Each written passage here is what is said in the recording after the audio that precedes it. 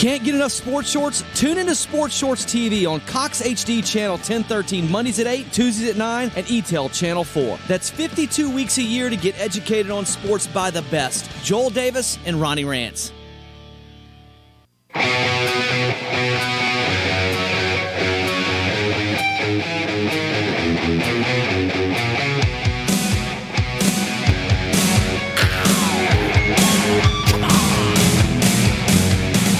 And welcome everyone to this week's edition of Sports Shorts presented by LeBears Casino, now open 24 hours a day, 365 in Baton Rouge, and has a great 21 and over rooftop pool. Joining me now is Ben Mintz, who will fill in the first half hour. Coach Roger Cador, Louisiana Sports Hall of Fame Coach Roger Cador will join us in the second half hour. And Mintzy, your second time on the show in the last month or so. Appreciate you coming by. Of course, don't forget, check out Ben with Jimmy Ott each and every Monday through Friday from 6 to 8 on ESPN Radio in Baton Rouge for game night, where you get a chance each and every night to try great foods all around Baton Rouge. It's amazing. Yeah, it is amazing. I certainly love being down here in South Louisiana.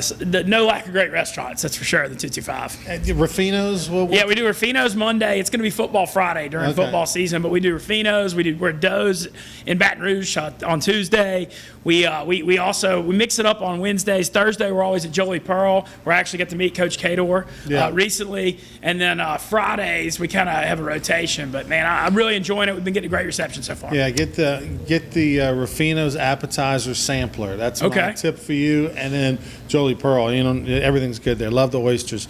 Well, we're going to act like, this is going to be a COVID-free show for the first 30 minutes. All right, we're acting like we are playing college football. That's what the SEC wants us to believe. That's what LSU wants us to believe. And the schedule actually came out yesterday.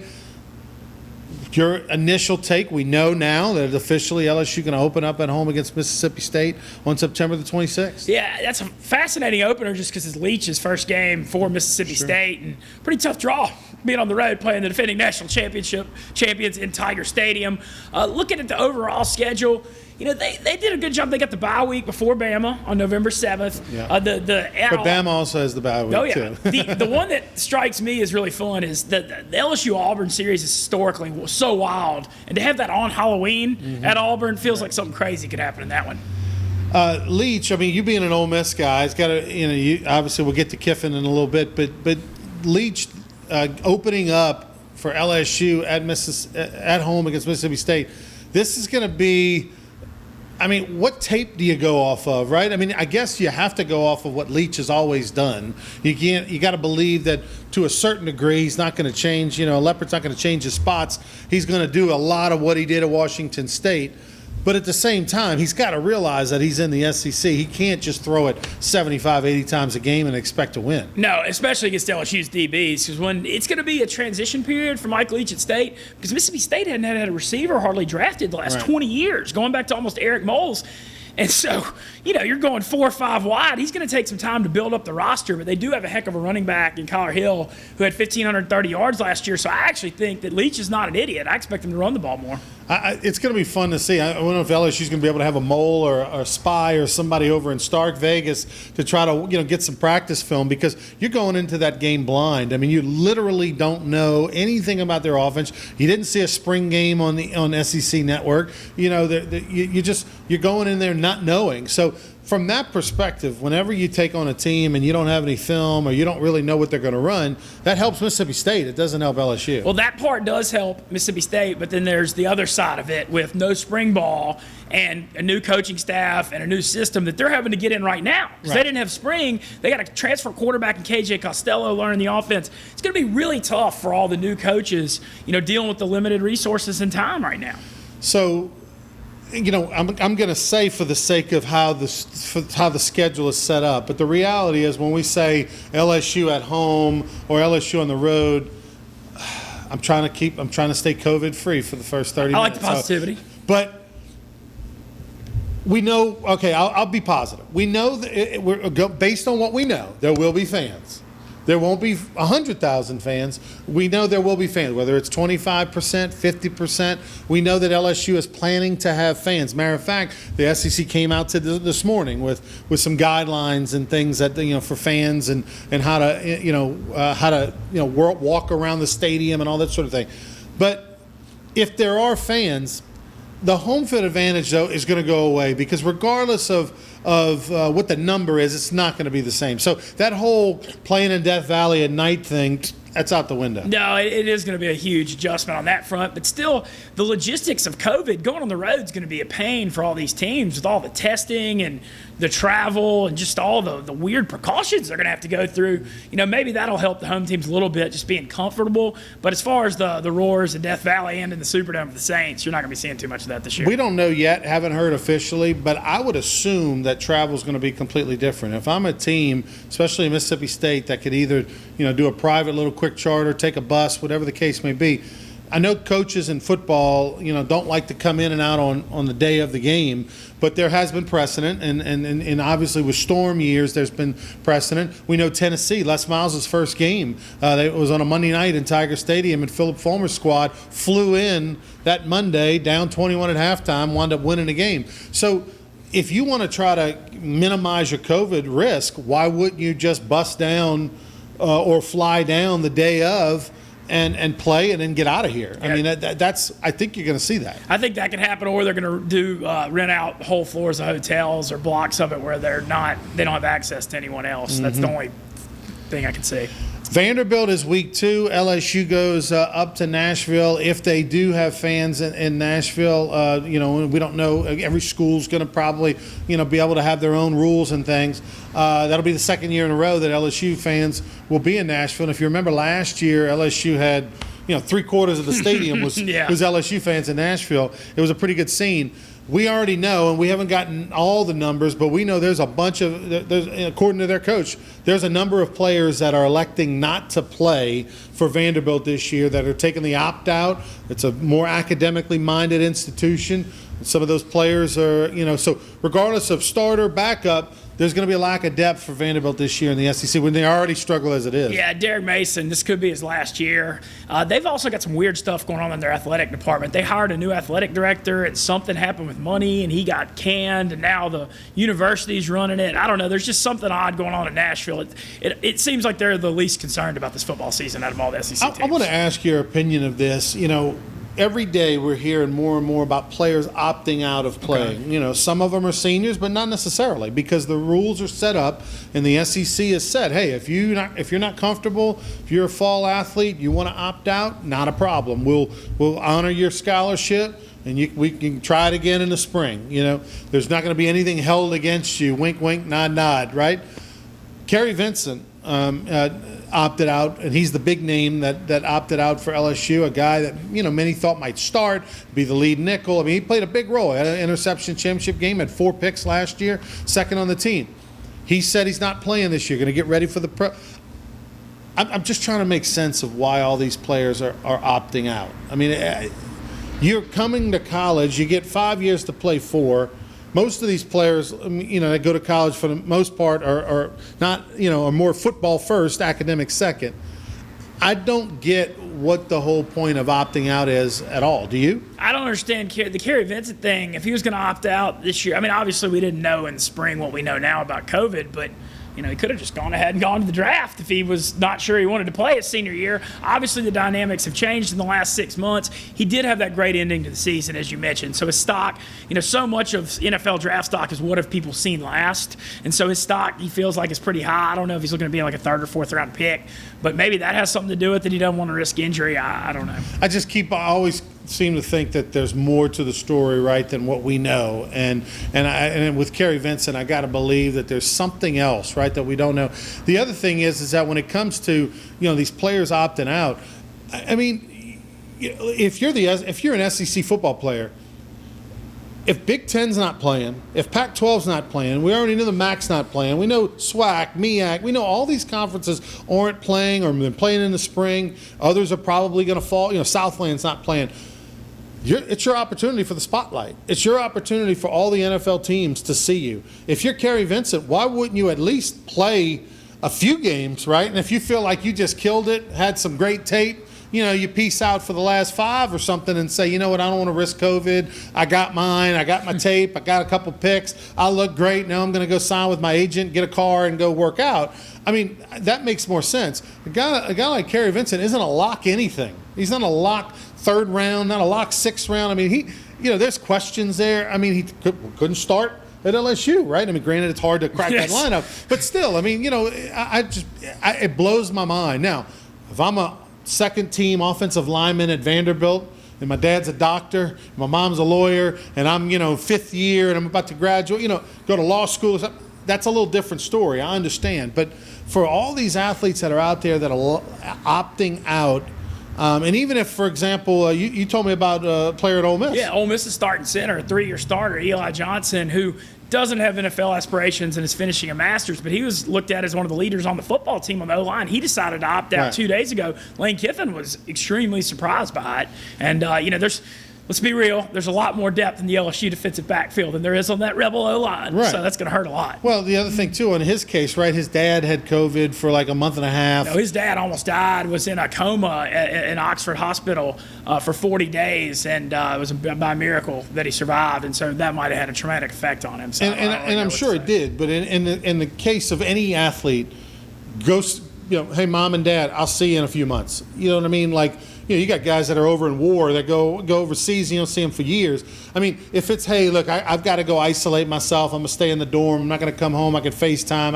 I'm not going to see you till, football season's over with, and then I'll quarantine for a week, get tested, make sure I'm good, then move back home. I mean, that's one thing. Again, it's hard for me to see a 3-year starter in the SEC. I mean, that's practically the NFL, right? Mm-hmm. Beloved figure at Ole Miss. Oh, absolutely. And all that. I mean, you're a 4-year starter at any SEC school. You're going to be in a Hall of Fame. You're going to be Mr. Alumni. People are going to know who you are.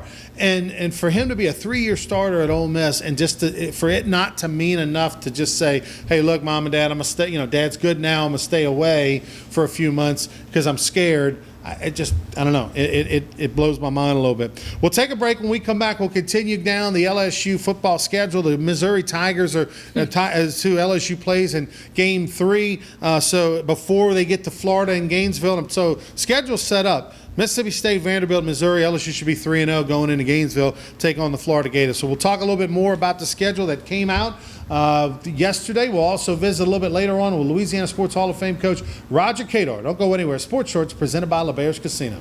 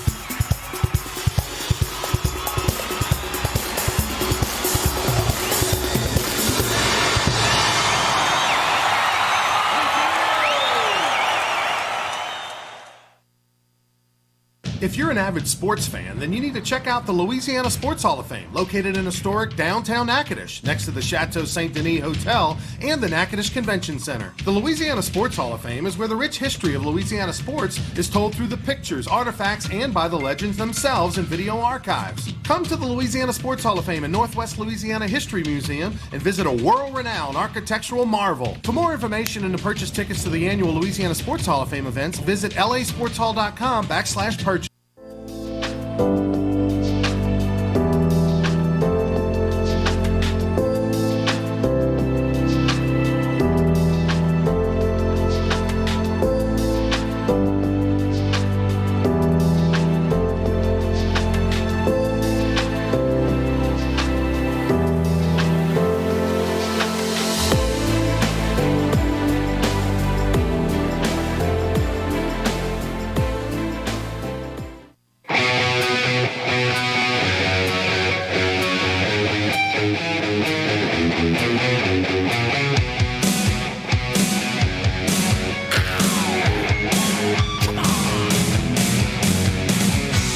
Ryan Mintz. I'm Ronnie Rance. Welcome back to Sports Shorts presented by LeBear's Casino. Mintzy, you can check him out Monday through Friday on ESPN Radio 104.5 at night from 6 to 8 with Jimmy Ott.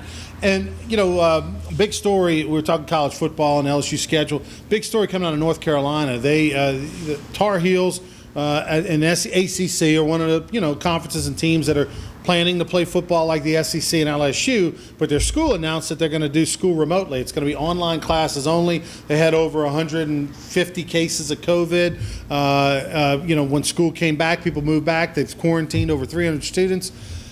I see it as the first domino to fall towards the, North Carolina or the ACC or somebody considering maybe not playing.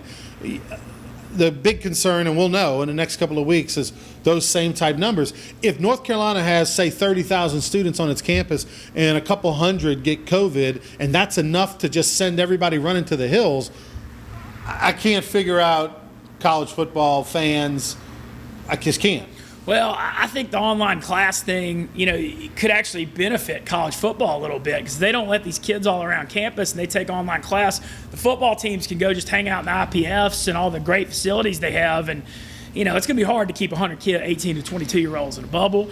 But I think you can have them sheltered a pretty good bit. It almost might be better for football if they're not on game. Well, the question becomes, if you're North Carolina or if you're any of the campuses out there, do you say, hey, students, go home, you're not allowed on campus, but the football players are, or the, basketball players are, or whatever the case may be.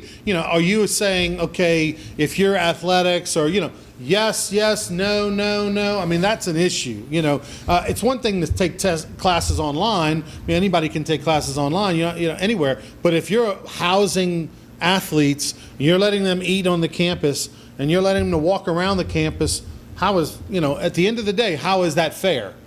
It isn't, but the amount of money that's in the big time athletics, they just tend to bend the rules and make them whatever they can do to get those guys on the football field, and I think they're going to try to do. We are, as we tape this show, August the 18th. LSU scheduled to play September the 26th. So here we are. 5 weeks. 5 weeks from now. Fingers crossed that nothing crazy happens. LSU, we were going through the schedule, Mississippi State, Vanderbilt, and then LSU's got week 3 against Missouri at home. Looks like they should easily be 3-0 before they go into Gainesville. This Florida team and this program is on the rise, clearly. And even though you're an Ole Miss guy, I'm sure you got to think Dan Mullen's a pretty good coach. Oh, he's a phenomenal coach, especially the way he develops quarterbacks and talent. Look, all personal feelings aside, I have the utmost respect for the man. I mean, to win that consistently in Starkville and the SEC West, he had Mississippi State #1 in the country for like 4 weeks. It's pretty historic. I got a lot of respect for him.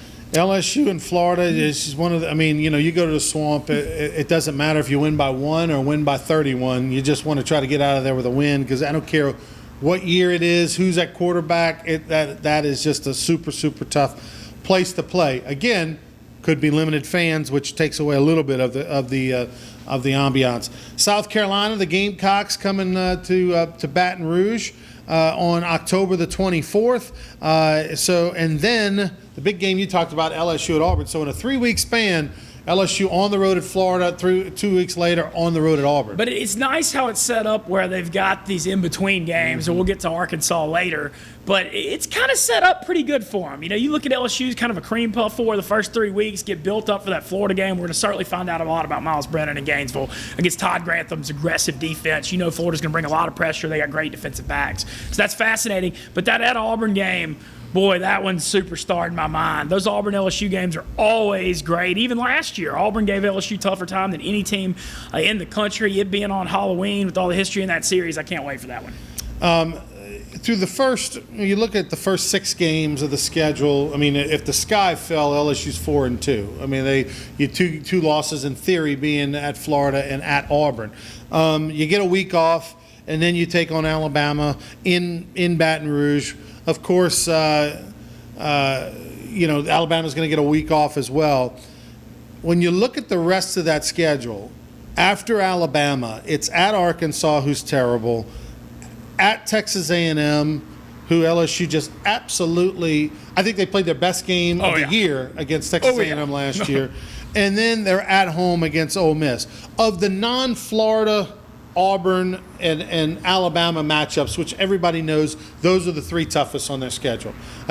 Who is the one that could surprise the most? I don't think there's any chance at all for Ole Miss, Arkansas, or any of them. Ed A&M's the only one, but I think after what happened in College Station 2 years ago and how salty LSU was, as we saw in that 50-7 evisceration last year, that A&M game's kind of going to be starred the rest of this Coach O era. But I still would say at A&M is by far the toughest other game. Has to be. And then when you look at no matter what happens at Alabama, that A&M game's 2 weeks later.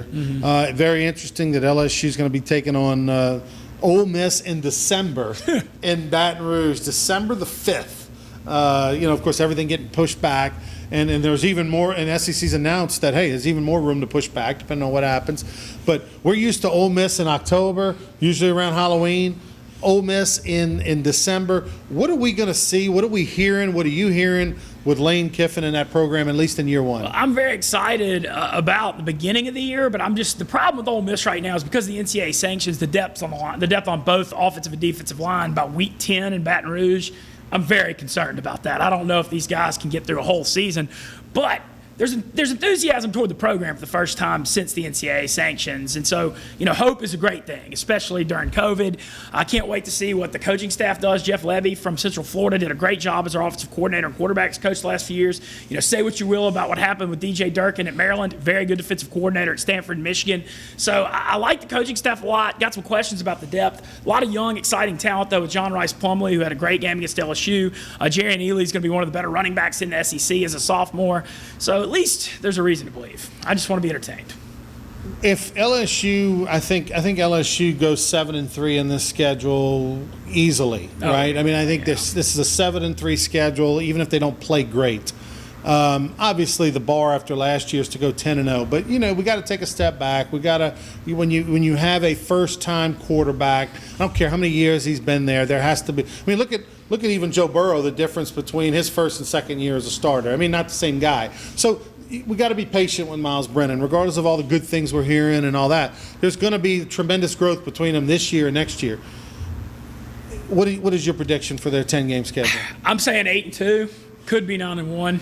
But I feel good about the talent on this team. Coach O has them ready for all the big games. And just because they don't have any of those back-to-back really, really tough weeks. They got the easy games, the bye. So I think they'll be ready to play for all the monsters. If you've got at Florida, at Auburn, Bama at home, I mean, I feel like if you've got 8-2, 9-1, obviously the Alabama is the one that you're chalking up as a loss. Who do you think's the harder one? Is it Auburn?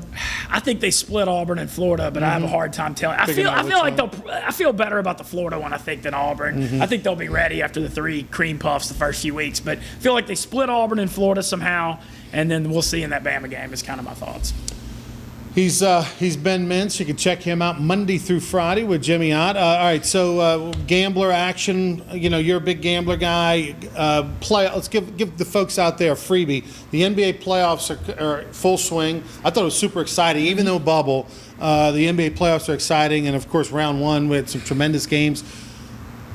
Besides the 1 seeds, is there some sleepers out there? Is there somebody that you really like that's not getting the love? Well, we've got to see what happens with Westbrook's a little banged up, but the Rockets are the team I'm watching closely because I feel like it's a different dynamic in the bubble than the usual playoffs without the hostile arenas. And we've seen the Rockets under D'Antoni, great regular season team, kind of like to play a little street ball, not necessarily that big in the paint with rim protectors.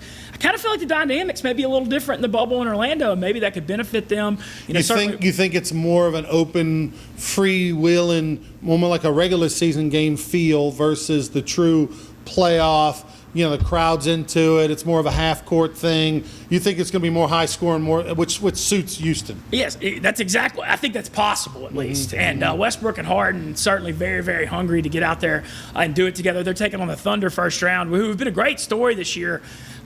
Chris Paul has resuscitated his career, but I don't know if the Thunder have enough firepower to beat Houston. Of the 2 LAs, Clippers, Lakers, which one you like the most? I like the Clippers the most. I like the depth on that team. They've held Paul George and Kawhi back all year for the playoffs. I think I like the Clippers more. Over in the East, defending champs, from Toronto without Kawhi, without their best player. but still getting a lot of love. Who do you like in the East? I still got the Bucks because of Giannis. He's the best player in that conference by far. And last year they were up 2-0 in that conference final against the Raptors, lost 4 straight games, and I don't think he's going to let that happen again. Your boy, your roommate there, Playboy Marty. Of course, you can check out Playboy Marty each and every day on Sports Shorts Daily. He and I's online show, which if you go to YouTube and subscribe to Sports Shorts hosted by Ronnie Rance, or go to our Facebook page and go on Sports Shorts right there and like it. You can check it out. It's a 15-minute weekday show. Playboy Marty, huge Phoenix Suns fan, really believes that Giannis is going to really consider the Suns in the offseason. He can, I Is that just wishful thinking? Yes, it's wishful thinking. I mean, a man also landed on the moon one time, so you never want to say never. But I would be very, very surprised. But the Suns are, the 8-0 performance in the bubble, so maybe Marty's head's in the clouds a little bit. Well, I tell you what, it's pretty. How about the Utah Jazz? First game last night. I thought the Jazz Nuggets game that wound up going into overtime. Was it overtime? Oh, yeah. It went overtime. Oh, yeah. I thought it was maybe one of the best playoff games I've ever seen. I mean, it's a shame that you couldn't have played that game in front of fans. Well, Donovan Mitchell, it's a bad sign for the Jazz in that series. If he goes off for 57, they still lose. They still lose, right. That's not good. Third most points by a player ever in the NBA, and that blows my mind when you think about Kareem and Russell and and all the greats. Third most points ever, and then you lose. Yeah, that's going to be awful tough for the Jazz to swallow because they don't have a ton of firepower. They got some role players outside of Mitchell, and when he has that good a game, they still don't win. I kind of like the Nuggets in the next game. One last thing before we let Ben go. Pelicans gonna move in a new direction. Gentry out. What needs to be the look of the next coach? I mean, we were hearing Lou and Kidd because of their ties to the general manager and president of the team, in Phoenix and Cleveland. So Kidd and Lou, who are both assistants in LA, are getting their names are going to be in the hat, and I would imagine they'll probably get an interview. But you're not a big fan of retreads. Who do you get? I like Atkinson. I thought he did a great job for the Brooklyn Nets, and I think he got a raw deal when they got Kyrie and Durant, and they let him go. He's somebody I'm considering. I'm also going to say it. I'm considering Becky Hammond very strongly. I think her work for Popovich. And why her? Well, I think coming out of Greg Popovich for 6 years is a huge part of it. Right. But I also think, I think it's time. I think the Pelicans have shown, you look at this front office, they're a progressive organization. She's very qualified for the job. I just don't want the retreads because it's all about player development for the Pelicans. Lonzo, Zion, and Ingram are all 22 or younger. So the retreads, I feel like, do a great job with the veteran players and the culture. But this is about developing for the future with how young the Pels are. And so I'm not sure if those guys are who you want for that. Well, Gail Benson, of course, is the owner of the Pelicans, and she could make a splash by hiring the first female coach. The thing about when you talk about Popovich, and I'm a huge Pop fan, I do think he's the best coach in the NBA in the last 10, 15 years, but he's a big, strong personality. He can get those players to, respect and play for a female assistant coach because he's the biggest voice in that room. You take him out of that room and she's standing on her own merit.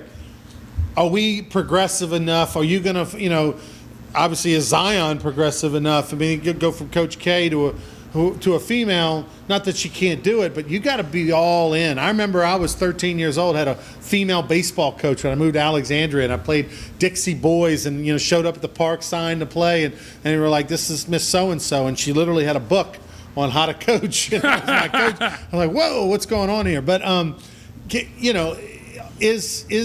is society progressive enough for an NBA head coach to be a female?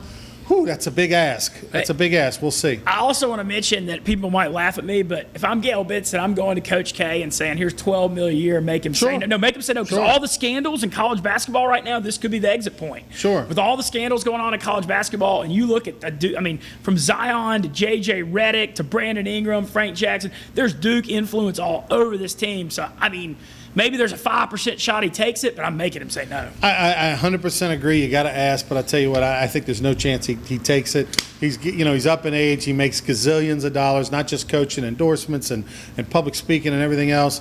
At this stage in his life, What do you think? How old do you think he is? Oh, he's older than people think. His hair is still brown, so he kind of fools people because of that. But, I mean, he's got to be 68, 69, I was going to say definitely north of 65. Nick Saban is, I think, 68. Coach K is 73. Yeah, okay. I mean, that may be okay for a president, but I don't know if it's okay for NBA basketball. Fair coach. enough. He's Ben Minch. Check him out Monday through Friday on ESPN Radio in Baton Rouge. Give him a good listen with Jimmy Ott from 6 to 8. They do a great job. Thank you, buddy. Oh, thank you very much for having me. We'll take a time out. We come back. Roger Cador, Hall of Fame coach, will join us. We'll talk to him about the college ranks in the future. We'll also reminisce about some great former players of his that are being nominated for some awards in the Hall of Fames as well. Don't go anywhere. Sports Shorts presented by LeBears Casino. I'm going to get a picture.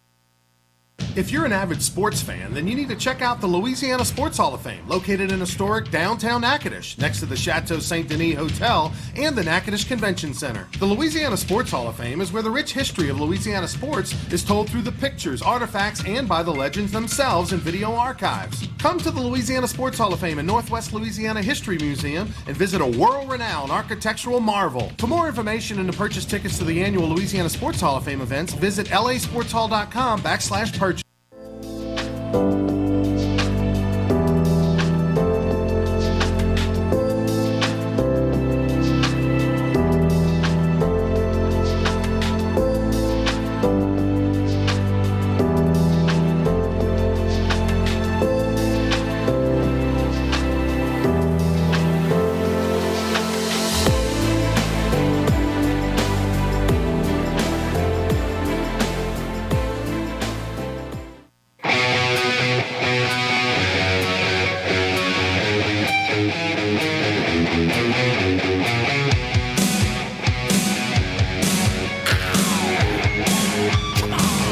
Welcome back, everybody, to Sports Shorts presented by LeBears Casino. That guy wearing the Panama Jack hat is Mr. Panama, Roger Cador. How are you, Coach? Doing good, Jimbo. How's retirement treating you?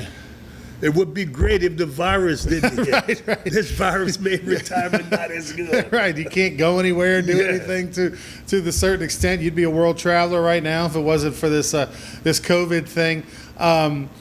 Your reaction, it's got to be just shocking for you when you hear that the Bayou Classic is going to be played maybe in April and not in November. Well, we're living in a time of our life that hadn't been like this ever. Right. So a lot of things are changing and have changed. So I could see now that the Classic will be played in the spring if you're going to play football. Mm-hmm. And it's going to be challenging probably to get the Dome in New Orleans because they don't really know what date right now. Yeah, and the other thing too is remodeling and things. I think there's a big project going on with the Dome. So, who knows if it'll be played in the Dome, if it'll be played on a neutral, maybe in Houston somewhere. I mean, you never know. But that's neither here nor there. I mean, at the first point, we got to get to the point where we can even have a season. If all goes well, Southern's campus is going to be pretty busy with baseball, basketball, football, all at the same time, and hopefully with fans. And hopefully with fans, that's the key. Right. Because in their case, they have to have some fan to generate some fun because there is no advertising and no TV contract. So all of that money is ticket sales. Let me ask you this. A lot of people don't realize that at the schools that aren't named SEC or the Power Five, conferences that do make millions and millions from their TV money with football and conference deals, and obviously they have huge stadiums with suites and tons of tickets. But for everybody else out there, most of that the big money that they get is NCAA basketball money. Do you know any numbers? What is a Southern University, if they don't make the tournament, what kind of check do they get annually from the NCAA? Do you have any clue I'm sure what that is? Whatever. If they don't make the tournament in basketball, the only money they're going to get is the money that the NCAA give for having scholarships. You got me? Because by the time the conference get the money and spread it out, it's a thin bucket. And so there's not a lot of money available that they can pass on down. So if you're a school like Southern, like Southeastern, like UL Monroe, I mean, whatever, if you're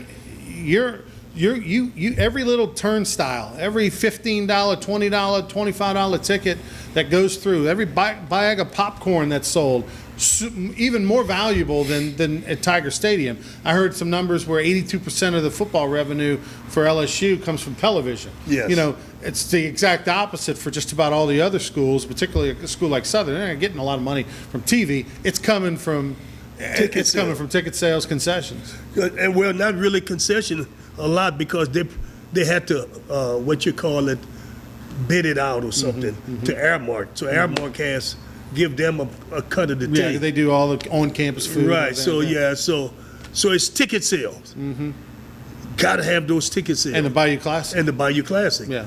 And and if you could make the tournament in basketball, those are the three ways that a school like Southern and Swike schools and Southeastern and Nichols and you name them, all on down the road, they've got to make it on those three items.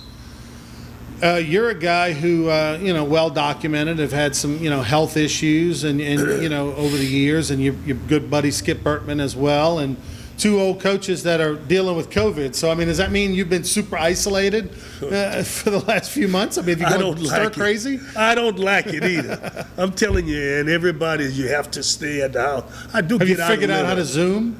Yes, I do. I do a lot of Zooming, but anybody who said that retirement and staying at home is good, they gotta be out of their head. But a person like me who's been out there for years and love the public, love people, it's really been difficult. But I understand this is a difficult situation we're in. Coach, we need to get you into golf. Have you ever tried it? Oh, a little. I mean, seriously, like this be a good sport for you. Every day, just go hit a few balls. I mean, get you out of the house. Yeah, and I have the golf clubs, right? I know you need to. I'm telling you, we need to get you in there. It's about time. We can't. There's plenty of room. The Tiger Woods is getting old. Gotta have another guy. Let me ask Kate in the truck. Kate, you think I should hit the ball a little? Maybe Jonathan could tell you. Well, last year at the Louisiana Sports Hall of Fame, you proved you could bowl a little bit. At the celebrity bowling event. Yeah. So maybe we could get you out there doing that. Speaking of Louisiana Sports Hall of Fame, you were inducted last year into it, and every year about this time, there's over 150 super qualified folks that get nominated, and a committee of 35 to 40, mostly sports writers, kind of grind on it to figure it out. And one of the guys that is on the ballot who played for you. Ricky Weeks, and I know it's been nearly 20 years. I mean, his first year was 2001, right? Yeah. 2001 spring. So it's coming up. We're 1 year away from it being 20 years, which is unbelievable to think it was that long. Wow, yeah. But you've had a lot of great players. You had a lot of guys go to the major leagues and play professional baseball, get into coaching. He was to me Southern's Todd Walker, right? I look at LSU baseball. I think Todd Walker, right. Because it was just the infielder. Every time he came to the plate, it was pretty, it was dynamic. You never doubted he was going to get the big hit. To me, Ricky Weeks was like that for you. He was. I mean, and I coached a lot of good players, but I tell you, he was that guy, and he did all of the things that he and I sat in my office talking about doing. He did them.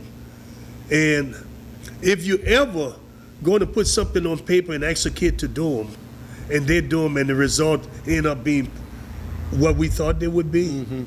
Ricky Weeks is that guy, because a lot of time you could talk to kids about him, about what they should do and need to do.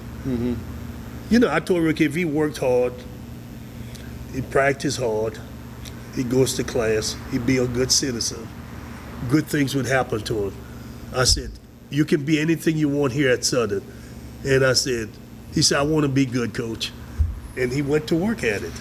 In 3 years at Southern, Ricky Weeks ended up after his junior year was second overall in the Major League draft. I mean, he was drafted second. That's Alex Bregman was drafted second a few years ago. Just to kind of put that in perspective. Ben McDonald was drafted number 1 overall. Like, that's it. I mean, there's nobody in the LSU baseball history that. Well, we had higher. Danny Goodwin in 1975. Was the first player picked in 71 out of high school by the White Sox.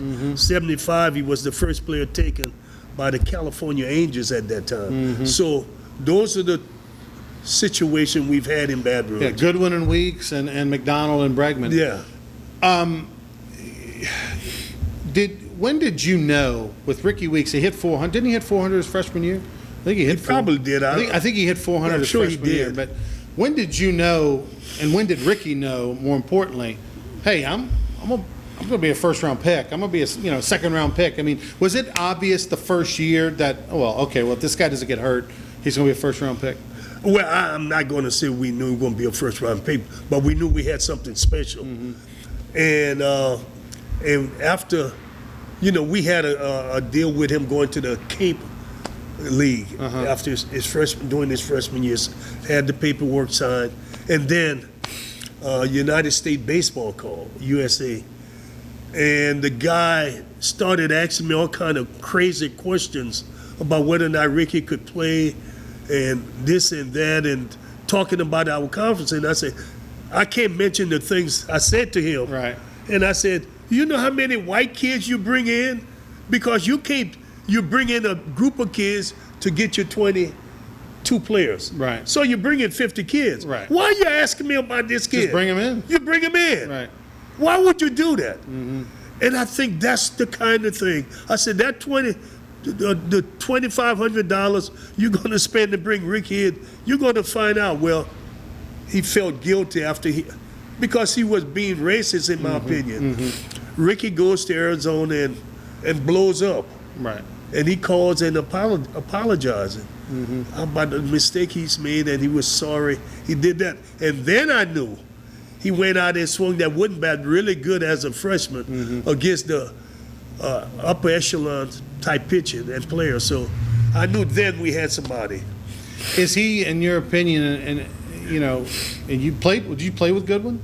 Yes. Yeah. 2 years. Who is Ricky Weeks in your mind the greatest player in Southern history, or will he go down as that guy? Well, Lou Brock, it's kind of hard to know what Lou was like when he played. Right, and it's really you got to take pro out of the equation. I mean, obviously, both had. I mean, Lou Brock had the better career. Ricky had a great career. Right. Lou Brock was a Hall of Famer. That's right. And Danny Goodwin got hurt and he didn't. Obviously, somebody thought Danny Goodwin was special. I did too, because he had the big time bat, and he was a really good catcher with a really good throwing arm. Plus, he was a brilliant person because he could have been a doctor. Right. Actually, was major in biology, sort of what you major in. No, that would be not. That's not true. But so he had a lot of intangible. But it's always still Ricky. Based upon numbers and accomplishment, you would have to say he is the best, because I don't want to offend some of the great players I had. Rick is the best, yeah. Well, and after his career, he went on. Of course, he played the major leagues, mostly with the Milwaukee Brewers. But what was his relationship like with you? I know he was there last year in Natchitoches at the Louisiana Sports Hall of Fame induction ceremony where you were inducted. Well, the family and I, we've had a really good, close relationship. Did he get back to the program? Did y'all have those 3 and 2s, or what were those? 3 and 2 shoes. 3-2 shoes that he was involved with. Yeah, and then he did something gave something back, and now he's really involved with trying to help Coach Carrick Good. Jackson. So he's really involved in the program, trying to do stuff now. What's he because doing he's now got time. What's he doing now? Is he coaching or living somewhere? He's in Florida. He and his wife. He's doing buying property, building stuff, flipping houses, and doing different kind of stuff. He's Hall of Fame coach Roger Cador. We were talking a little bit about Ricky Weeks, the greatest player in Southern University history, and clearly the greatest player that Coach Cador ever coached. How he's on the ballot for the 2021 Louisiana Sports Hall of Fame class. We'll find out in September how the voting went for that.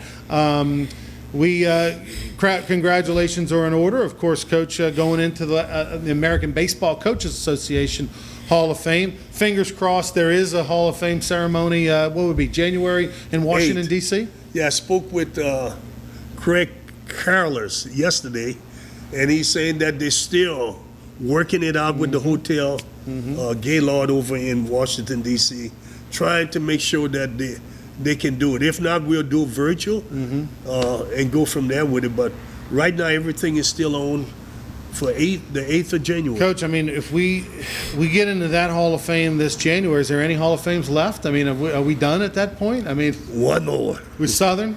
No, well, I don't know if I'm going to get into that. I'm not in it, though. Very controversial guy. I'm not in it yet. I'm in as a player, not as a coach. So. Okay, all right. Well, you're in. Well, I'm in. You're in. But there is one that I've been talking with some people that was in Baton Rouge last year, where Andre Dawson and a couple other guys went in.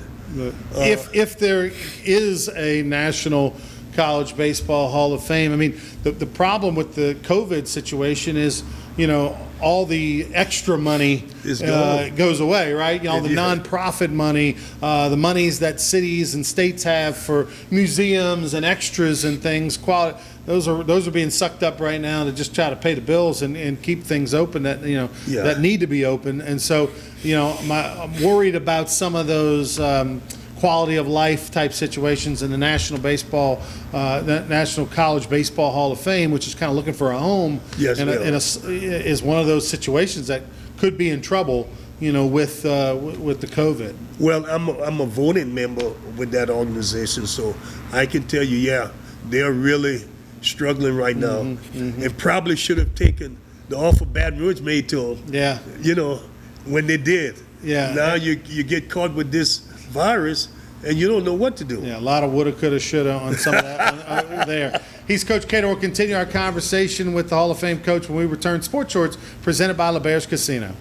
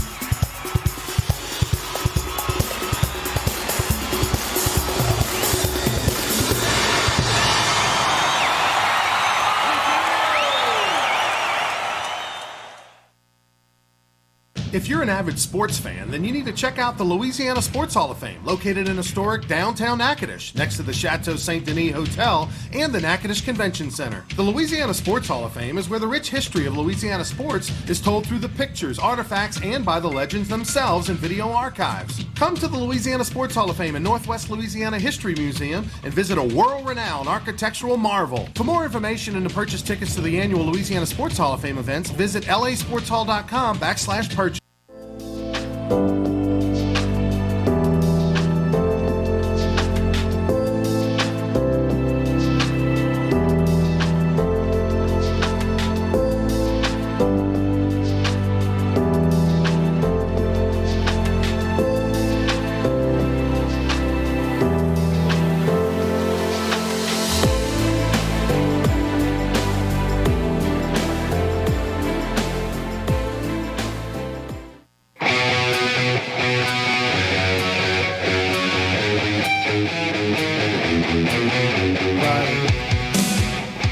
back, everyone, to Sports Shorts presented by LeBears Casino. He's Roger Cador. Thanks to Ben Mintz, who joined us a little bit earlier. Don't forget, Sports Shorts Daily. All you got to do is go to the YouTube, click on YouTube, and type in Sports Shorts presented by, hosted by Ronnie Rance, and just subscribe to the page. You'll get our Sports Shorts Daily 15-minute video each and every weekday with special guests and myself, Playboy Marty, and whoever comes on. We'll get Coach Kadar on in a few weeks on his Zoom, since he knows how to work the Zoom feature. Coach K, we mentioned him earlier last time, 73 years old, the head coach at Duke. Came out today and he said that the NCAA, in his opinion, cannot afford to lose NCAA basketball for another year, the tournament. Right. Estimates put it at around $350 to $400 million. Not playing the tournament last year cost the NCAA. About 90% of their revenue comes from the NCAA basketball tournament. You go back-to-back years, you're talking about a total of almost $800 million you lost.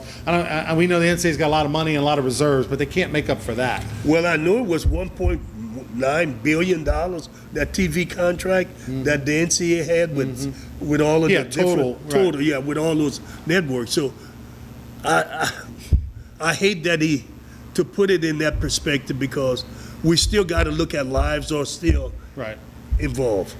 And you got to look, if you lose one life, it's way too many.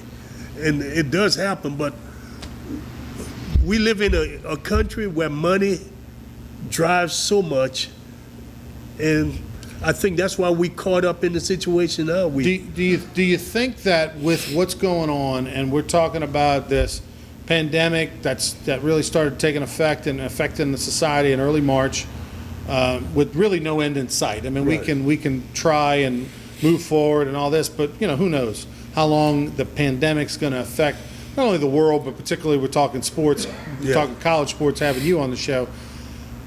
Are things going to change? There's been a lot of talk that the Power Five, and when we talk Power Five, obviously we're talking Big Ten, Pac-12, and Big 12, and ACC and SEC.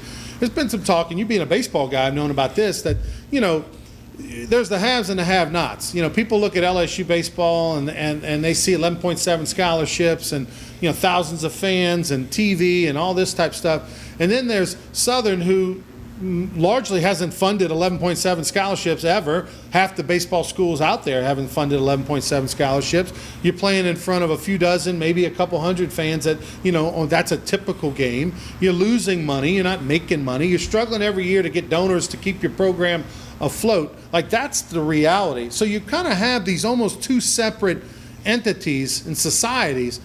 And there's been talk of that those top 60 to 100 schools kind of breaking off and having a power conference, and then everybody else kind of doing the rest.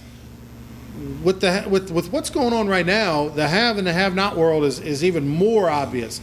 Are we heading in that direction? It would be a good thing to be in that direction, to be in that space, because it's no way schools like Southern and the LSUs are going to ever be able to.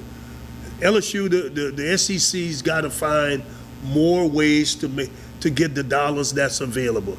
Schools like the Southerns of the world are not going to be able to get it, because advertisement has got to go where you can get the bigger bang for your dollar.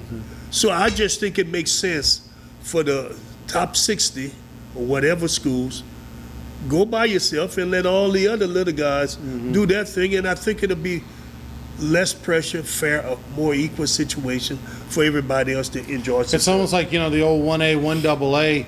You shrink the 1A to be the super schools that can afford to have all the, to pay the big stipends, to have the 24/7 cafeterias and all those sort of things. And then you have just everybody else is the 1AAs, and that's the Southeasterns, the Nichols, the Southerns, the UL Monroe, the Power Five, and then maybe a handful of others from outside of that. Maybe even a Vanderbilt drops out. Well, Randy, the thing is, they've already done that with the Power Five conference. In reality, they just hadn't peeled off everybody else yet. But they're doing things with the Power Five conference with the athletes getting the stipend that no one else can do. You see, and so, I've got a nephew who is going to Ole Miss. He's going to play defensive back at Ole Miss, and we were talking about how good things are, what the amount of money he's going to be getting. You know, What kind of stipend does a player like him get?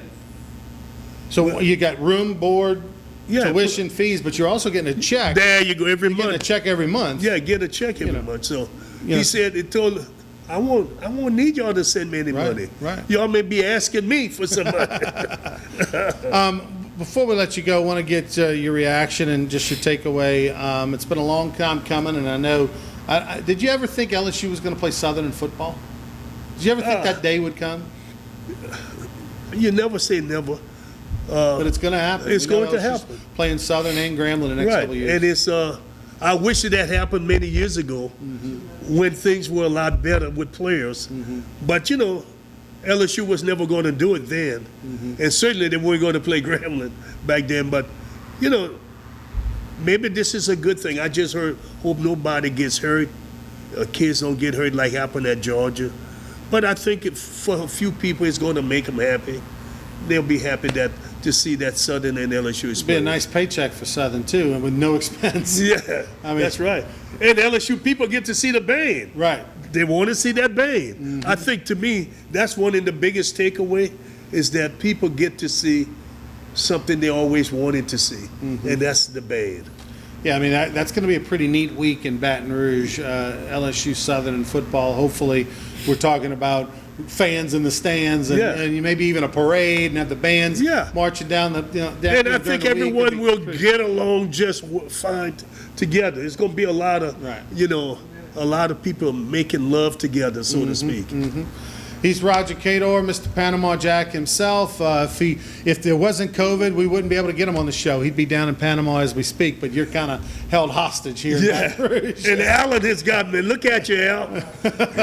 Thanks to Ben Mintz, who joined us a little bit earlier. Don't forget Sports Shorts Daily. Check us out. All you got to do is go on Facebook and like our Sports Shorts page. You'll be able to check out Sports Shorts Daily, a 15-minute show each and every Monday through Friday online. And you can subscribe to us on YouTube. That's Sports Shorts, hosted by Ronnie Rance. For Coach Roger Cador and Ben Mintz, thanks to LeBear's Casino, now open 24/7, 365, or over with a rooftop pool, Coach. No rugrats running around. It's only 21 and over. You need to go get a room at LeBear's. Go kick it up by the rooftop pool, have a cocktail, and just close your eyes. You'll think you're in Panama. Oh, We'll be back with more Sports Shorts right here in Pelican next week. Have a good one, everybody. do it, Jimbo.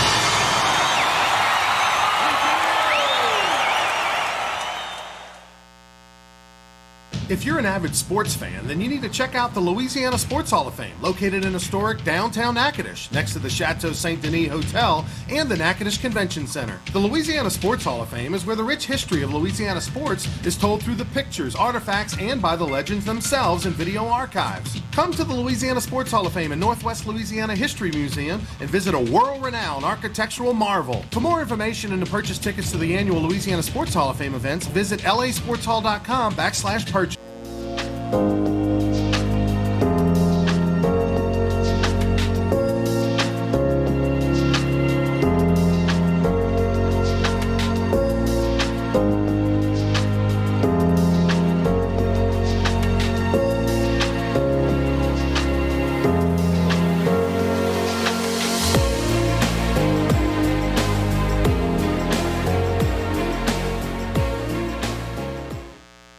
Can't get enough sports shorts? Tune into Sports Shorts TV on Cox HD Channel 1013 Mondays at 8, Tuesdays at 9, and ETEL Channel 4. That's 52 weeks a year to get educated on sports by the best. Joel Davis and Ronnie Rance.